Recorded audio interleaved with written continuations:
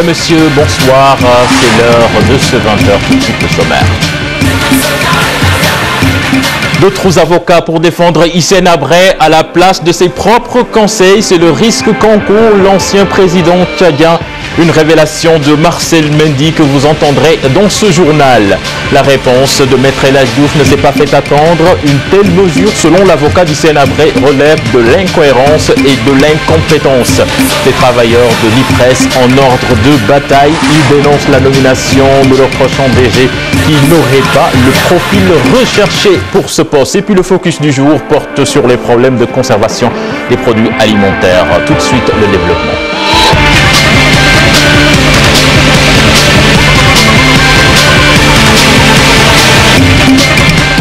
Rebondissement dans l'affaire Hissène Habré. Les chambres africaines extraordinaires risquent de désigner d'autres avocats pour assurer la défense de l'ancien président tchadien en cas de refus de ses conseils de plaider devant cette juridiction. Une juridiction qu'ils ont récusée. Révélation du coordonnateur de la cellule de com des CAE, Marcel Mendy, que je vous propose d'écouter au micro de Chérif Dia.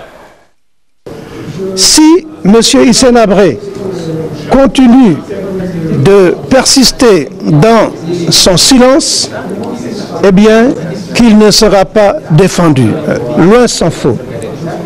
Il y a dans les statuts des chambres africaines une disposition qui prévoit ce qu'on appelle en droit une aide juridictionnelle.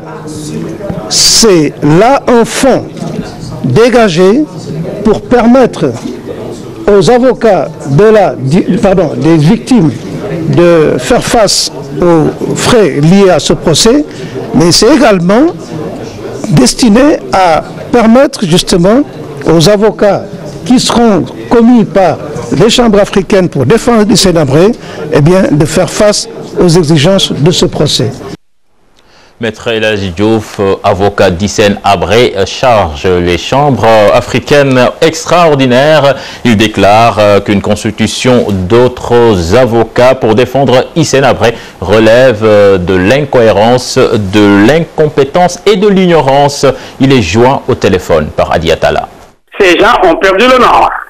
Ils ont même perdu toutes leurs connaissances juridiques. Habré est assisté par les avocats El Hadji Diouf, Ibrahima Diawara, François Serre, Cheikh Amadou Ndiaye. Ces avocats sont toujours présents pendant son audition. On ne peut pas donc aller lui chercher d'autres avocats comme s'il n'en disposait pas.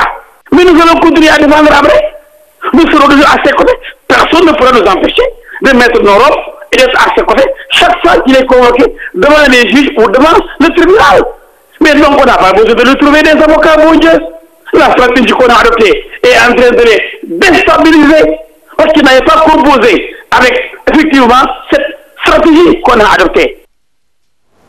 Maître El Hadji Diouf, avant lui, Marcel Mendy qui s'exprimait donc en marge du lancement des 3 cabinets de consortium sur les activités des chambres africaines extraordinaires, des cabinets donc choisis par un appel d'offres pour une somme avoisinant les 560 millions de francs CFA. Chérif Dia y était pour nous.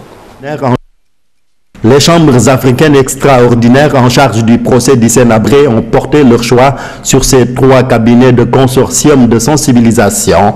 Objectif, mieux faire connaître le rôle de cette juridiction d'exception dans le monde, particulièrement au Sénégal et au Tchad. Là-dessus, le tribunal fait appel à des professionnels pour faire le travail. Quand ils devaient acheter des véhicules, ils ont lancé un appel d'offres. Quand il fallait construire la prison, ils ont lancé un appel d'offres dans le même ordre d'idée. Quand il faut faire ce travail-là, qui se fait dans tous les procès internationaux du type, il y a un appel d'offres qui est lancé. On a candidaté et on a été retenu tout simplement. Dans son programme de sensibilisation sur les chambres africaines extraordinaires étalé sur 2 ans, les cabinets prévoient des débats publics, des rencontres avec les médias, le tout dans la neutralité d'autant que dans cette affaire, la défense récuse ces chambres. Nous mettons tout le monde au même pied d'égalité. Notre travail, c'est de nous rapprocher de toutes les parties, de rapprocher les populations du travail de ce tribunal-là, encore une fois. Que les Tchadiens qui sont à 10 000 km de Dakar, qui sont les premiers concernés, sachent ce qui se passe dans ce tribunal-là. Parce qu'ils n'ont pas les moyens de venir là, ils sont très loin d'ici. Nous, ce qu'on veut, c'est que ce qui se décidera des deux parties, aussi bien de la défense que de l'autre partie, soit rapporté aux populations tchadiennes. Que les Sénégalais qui sont là, qui ont hébergé M. le Président Habré depuis des années, depuis plus de 20 ans, sachent de quoi ils retournent exactement dans cette affaire-là. Le cabinet Primum Consulting a gagné le marché de sensibilisation sur les chambres africaines extraordinaires d'un montant de 560 millions de francs CFA. La sensibilisation étant un aspect de la communication, a d'abord été développée par le tribunal spécial pour la Sierra Leone, mais aussi par les chambres extraordinaires des tribunaux cambodgiens. Chérif Dia, merci. Le président Macky Sall est arrivé à Dakar au moment même où je vous parle. Macky Sall revient dans long périple qu'il a mené entre autres en Chine et à Paris. Nous ne désespérons pas d'avoir Chérif Dia dans ce journal. Les responsables de l'APR à Louga à couteau tiré, raison pour laquelle ils ont reçu Marième Badiane pour tenter de rapprocher les tendances qui minent le parti. Plus de détails avec cette correspondance signée Tchernofal. La rencontre a été marquée par les tendances et les tiraillements constatés depuis quelque temps dans la commune de Louga entre le député Modoumbéry Sylla et Moustapha Diop. Ce dernier, absent de la réunion, a été représenté par ses proches qui, au moment où la parole a été donnée au coordinateur de l'APR à Louga, se sont levés pour contester la décision. Dans cette situation dispersée, la rencontre a été interrompue et la salle a été évacuée. Ce n'est que dans l'après-midi que Mme Badiane, animée par une volonté d'accomplir sa mission, a réuni à nouveau tous les responsables du département. Les débats ont été poursuivis jusque tard dans la nuit et au finish, l'essentiel a été sauvé. Les militants APR se sont déjà donné rendez-vous pour mettre sur pied une commission qui a la charge d'aller dans toutes les communautés rurales afin d'installer une commission ou un comité, je ne sais pas comment il l'appelle, destiné à unifier le parti, à le massifier, afin d'aller victorieusement à l'assaut de la mairie de Louga. Par contre, par rapport à l'incident qui s'est produit au début de la rencontre, Mme Badiane déclare. Mais il y a toujours des brebis galeuses dans les arènes politiques. Et c'est ce qu'on a remarqué ce matin. Ça ne nous a pas découragés, ça ne nous a pas empêchés de travailler. Et par la grâce de Dieu, on les a multipliés par 0. La rencontre a été aussi marquée par la présence des responsables de la communauté rurale de Sakal qui ont démissionné du PDS pour rejoindre l'Alliance pour la République. Tchernofal, merci. Les ressortissants, les cadres de la région de Diourbel ne font pas assez pour leur terroir. C'est du moins l'avis de Thierno Diakhaté, ambassadeur du Sénégal à Oman. Il a fait cette sortie au cours d'une assemblée générale avec ses ressortissants. Correspondance signée à Mohamed Jodiop est à l'Assemblée. Le retard de développement de Diourbel par rapport aux autres régions inquiète et interpelle. L'ancien commissaire au pèlerinage et responsable politique à Diourbel, El Hadji Thierno Diakhaté, pense que les cadres diourbellois manquent surtout de volonté pour sortir leur région de l'ornière. C'est une ville qui regorge un potentiel extrêmement important. J'ai bien dit que les Diourbellois n'ont pas le droit à laisser Diourbel dans cette situation-là, perdurer dans cette situation-là. Ils n'ont pas le droit. Ils n'ont pas le droit à laisser Diourbel tous les moyens qu'il faut pour faire Diourbel une région, un pôle de développement. C'est la volonté qui manque. L'actuel ambassadeur au sultanat demande aussi au gouvernement d'accélérer la cadence pour sortir les populations de la pauvreté qu'elles vivent. C'est la jeunesse, les femmes sont les personnes les plus vulnérables. Donc c'est la jeunesse, la femme. Il faut créer des emplois pour la jeunesse, mais aussi les femmes, aider les femmes pour les arracher de la pauvreté. En assemblée générale avec ses militants, El Hadji Thierno Diakhaté a réitéré son engagement auprès du président Macky Sall. Mohamed Jodiop, des collectifs d'enseignants qui se substituent aux syndicats pour porter les revendications. C'est à la mode de ces derniers temps, ce qui n'est pas du goût des syndicalistes qui soutiennent que c'est illégal. Eh bien, nos reporters Cheikh Kessek et Alioune Gagne ont donné la parole aux acteurs. Reportage. Après le lycée Limamoulaye, c'est au tour du lycée moderne de Dakar d'entrer dans la danse. La nouvelle tendance, créer des collectifs pour prendre en main les problèmes ponctuels. Des aveux ou échecs des syndicats, en tout cas ces professeurs mènent leur propre combat. Je ne crois pas que ça soit totalement antinomique, parce que c'est une question qui s'est posée localement à Dakar. Et qu'il y a donc de ces questions au niveau desquelles, alors parfois de façon locale, alors on s'organise en s'approchant des syndicats pour pouvoir apporter une solution à ces problèmes. Mais ce n'est pas du tout antinomique. Pour le CMS-QSEMS, ces collectifs sont illégaux.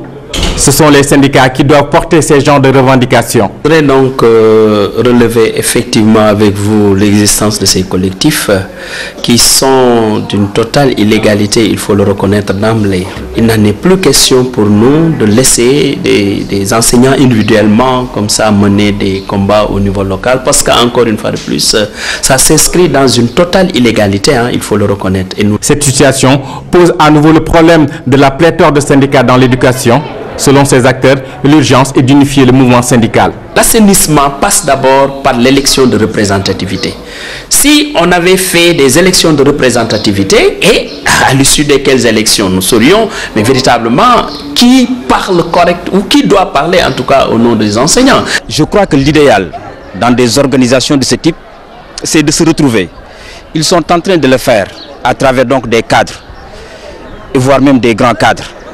Mais pour l'heure, ça pose problème, c'est l'une des raisons qui fait que on est en train de s'ériger en collectif. Énième remous de l'école et les élèves risquent d'être les dindons de la farce de cette perturbation, selon certains parents d'élèves rencontrés. Cheikh Kessek, merci. Les travailleurs de l'IPRES, l'Institut Prévoyance Retraite du Sénégal, refusent la nomination du prochain directeur général. Il n'a pas le profil idéal, contrairement à d'autres qui ont plus d'expérience que lui. Bienmedoun Dramé est le délégué du personnel de l'IPRES. Il s'est confié à Ibrahima Kamara.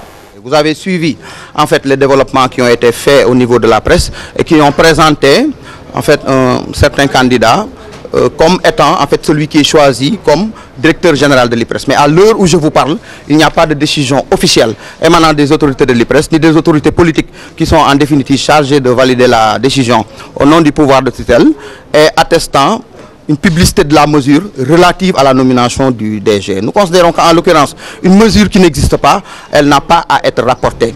Donc relativement au point de vue et aux arguments qu'on a fait valoir pour dire qu'en l'occurrence, s'il s'agit dans le cadre d'une procédure d'appel à candidature, que tout le monde a magnifié, je pense que des autorités sont même sorties pour dire que l'IPRES présentement est la seule structure qui fait des appels à candidature.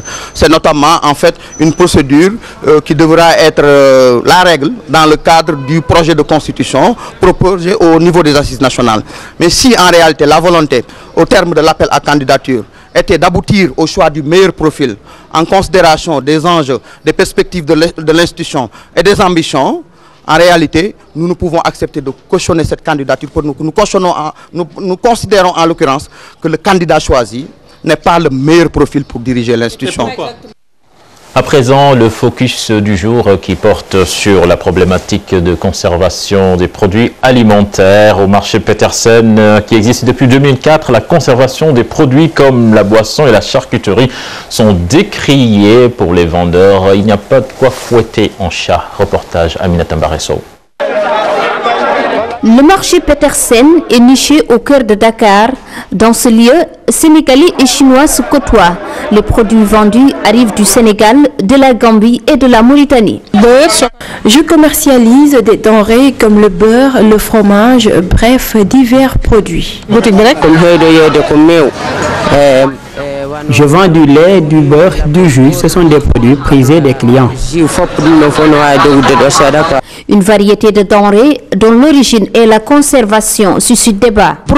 Les produits que je vends vont jusqu'en 2015-2016. C'est seulement peu de fois que je me retrouve avec des produits datant de 2014. Ceux qui disent que nous avons des aliments avariés ont tout faux.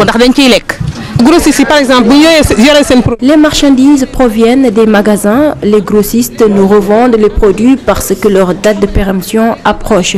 Et avec nous, ils sont écoulés avant la date d'expiration.